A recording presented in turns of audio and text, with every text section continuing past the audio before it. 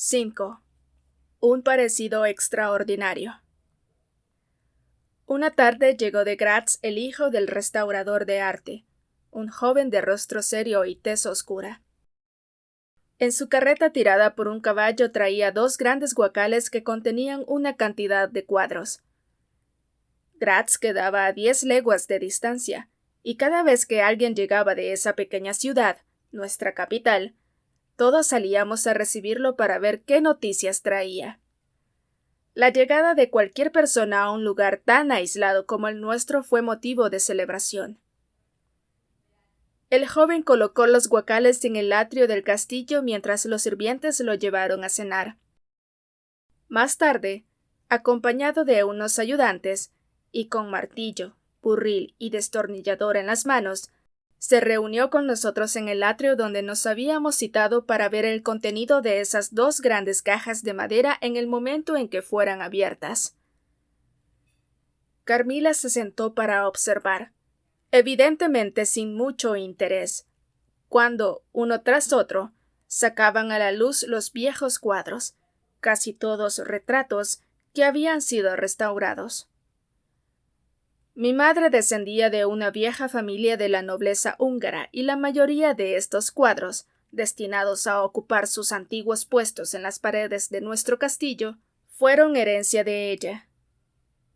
Mi padre llevaba en la mano una lista que leía en voz alta mientras el artista hurgaba entre los guacales para encontrar el número correspondiente en cada caso.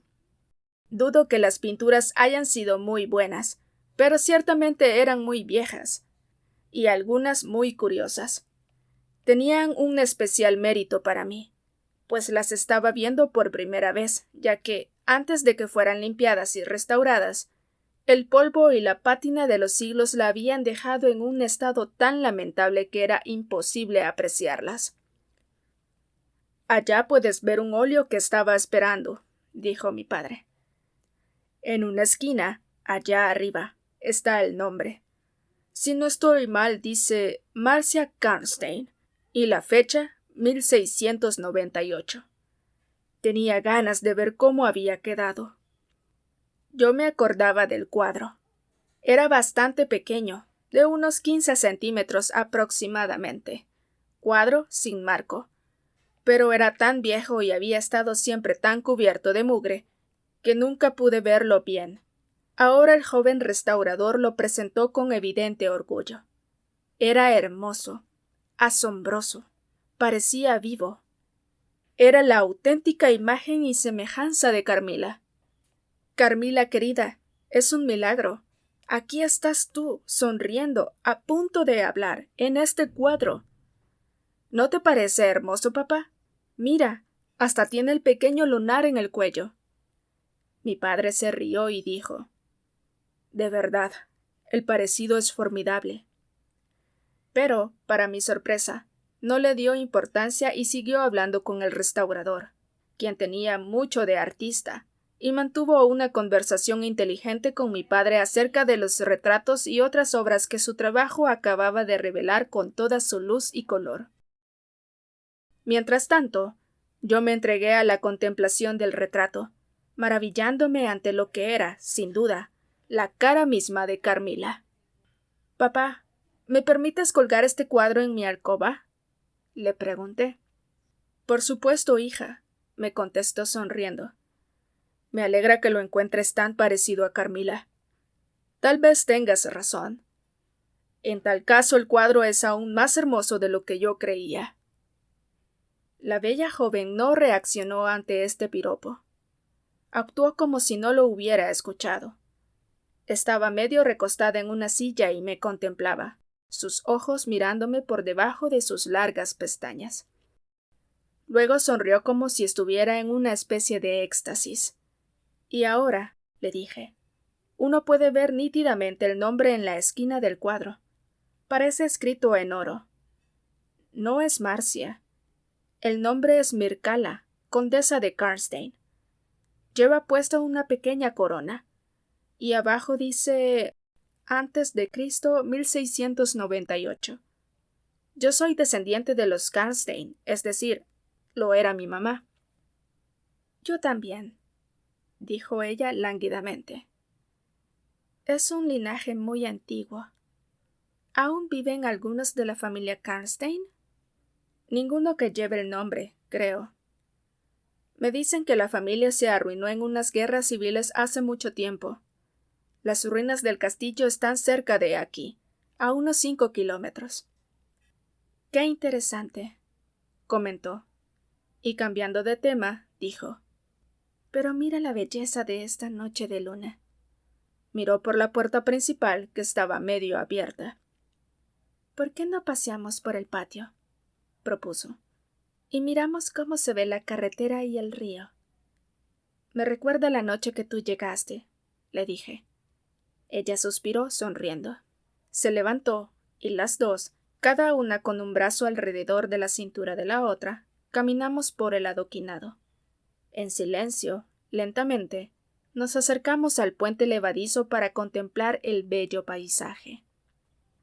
Así que estabas pensando en la noche que llegué, me dijo en un susurro.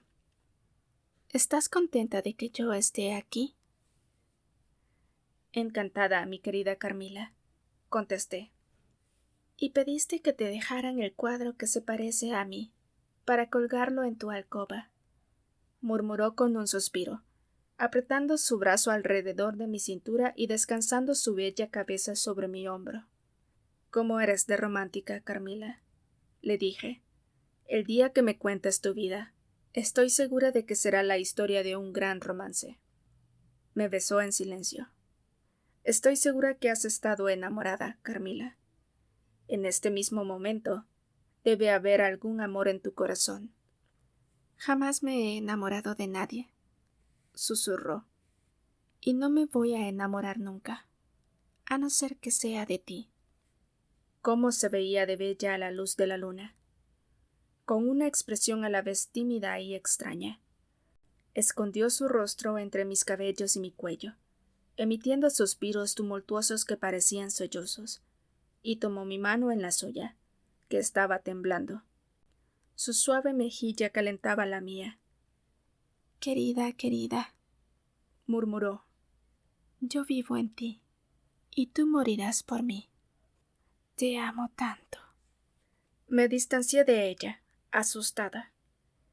Me miraba con ojos carentes de cualquier viso de fuego, ojos sin sentido.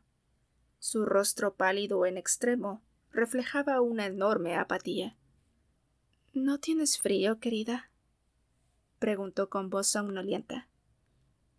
Estoy titiritando. ¿He estado soñando? Entremos, pues. Sí, entremos. Veo que estás mal, Carmila, casi desmayada. Debes beber un poco de vino. Sí, lo haré. Ya me siento mejor. En unos momentos estaré perfectamente bien. Sí, te acepto un poco de vino, dijo mientras nos acercábamos a la puerta. Pero miremos otra vez, por un momento. A lo mejor será la última vez que voy a contemplar el claro de luna contigo. ¿Cómo te sientes ahora, Carmila? ¿De verdad estás mejor?, le pregunté. Empezaba a alarmarme. Me preocupaba que lo hubiera atacado la extraña epidemia que parecía haber invadido la campiña a nuestro alrededor. Papá se preocuparía sobremanera, agregué, si te fueras a enfermar, aunque sea un poquito, sin hacérselo saber inmediatamente. Tenemos un médico muy eficiente, vive aquí cerca. El mismo que estaba hoy con papá. No dudo que sea muy bueno. Yo sé cómo son de amables ustedes. Pero, mi querida niña, ya estoy bien otra vez. No tengo ningún problema de salud, solo un poco de debilidad. La gente dice que soy lánguida. Soy incapaz de esfuerzos grandes, es cierto. Difícilmente camino lo que caminaría una niña de 3 años.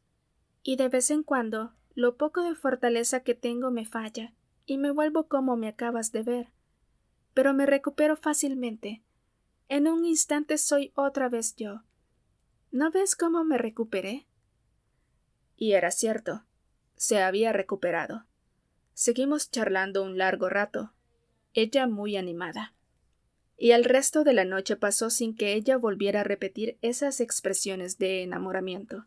Me refiero a su forma loca de hablar y de mirar, que me producían vergüenza y hasta miedo. Pero esa misma noche ocurrió una cosa que hizo dar un nuevo giro a mis pensamientos, algo que incluso parece haber sacado a Carmila de su habitual languidez, llevándola, aunque fuera un momento, a un inusual arranque de vitalidad.